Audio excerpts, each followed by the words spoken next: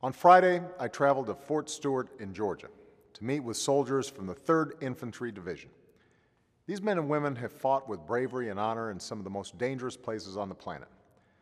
Some of them didn't make it back. But those who did are now fighting a different kind of battle here at home. They're looking for new jobs, new opportunities, and new ways to serve. For many, that means going back to school, and America has a long tradition of making sure our veterans and our men and women in uniform can afford to do that.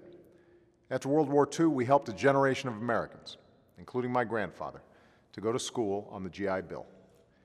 Now, thanks to the 9/11 GI Bill and the Tuition Assistance Program, last year we supported more than 500,000 veterans and over 300,000 service members who are pursuing a higher education degree. And that's progress. But it's not enough to just help our veterans and service members afford school.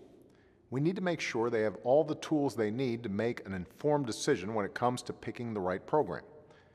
The sad truth is that there are people out there who are less interested in helping our men and women in uniform getting ahead and more interested in making a buck. They bombard potential students with emails and pressure them into making a quick decision. Some of them steer recruits towards high-interest loans and mislead them about credit transfers and job placement programs.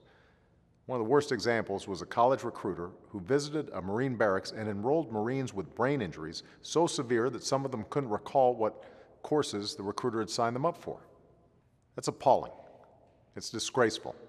And even though the vast majority of schools do the right thing, we need to guard against the bad actors who don't. That's why on Friday I signed an executive order making life a whole lot more secure for our service members, veterans, and their families, and a whole lot tougher for anyone who tries to prey on them. We're making sure veterans and service members get a simple fact sheet called Know Before You Owe that lays out all the information they need about financial aid and paying for college. We're requiring schools to offer counseling to help students finish their degree even if they have to move or deploy.